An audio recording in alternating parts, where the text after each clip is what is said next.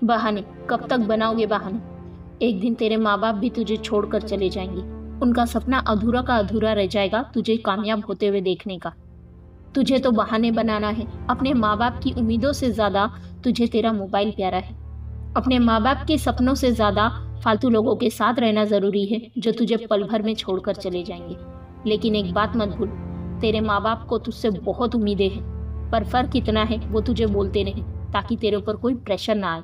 लेकिन तू क्या कर रहा है?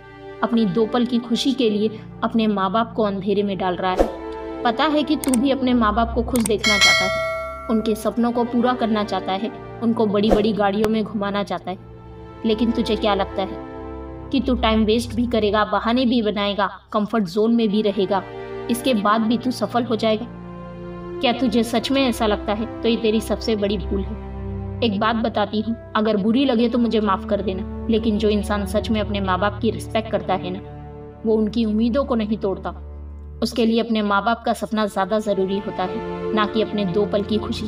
अगर तुम्हारे पास थोड़ा सा भी टाइम है तो 2 मिनट ये कहानी को सुन लो, शायद इसके बाद तुम अपने माँ बाप के सपनों के लिए बदल जाओ।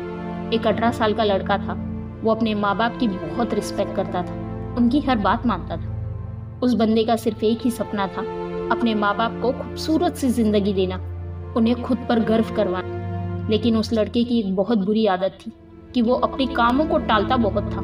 आज के कामों को कल करूंगा ऐसा वादा करता था, लेकिन अपना वो वादा कभी पूरा नहीं करता था और पूरा दिन मोबाइल चलाते रहता था, बहाने बनाता रहता था।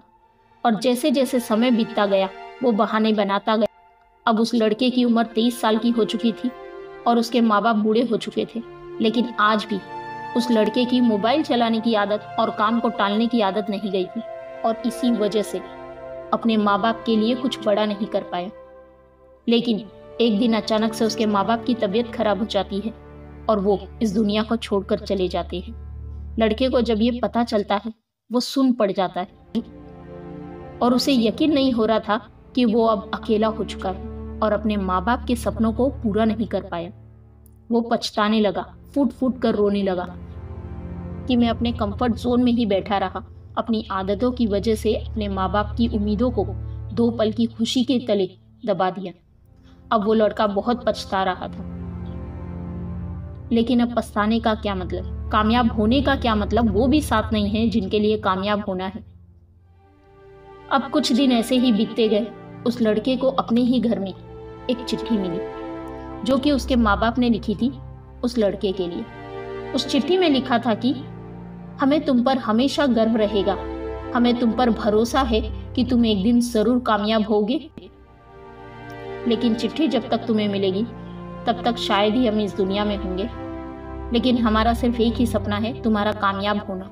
इस दुनिया में हम रहे ना रहे, तुम कामयाब जरूर होना। और ये पढ़ने के बाद उस लड़के के पैरों तले जमीन खिसक गई, क्योंकि वो अपने माँ बाप की उम्मीदों पर खरा नहीं उतर सका, जीते जी उनके सपनों को पूरा नहीं कर सका।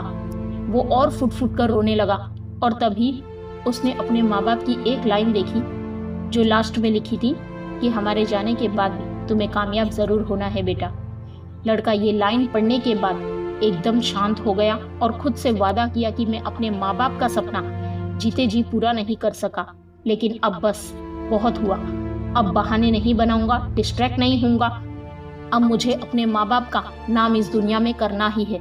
और वो बंदा 2 साल तक सब कुछ छोड़ देता है, सिर्फ एक ही चीज पे फोकस करता है और वो है उसका गोल। और 2 साल बाद बंदा इतना सक्सेसफुल हो जाता है, ये दुनिया भर में उसका नाम चलने लगता है।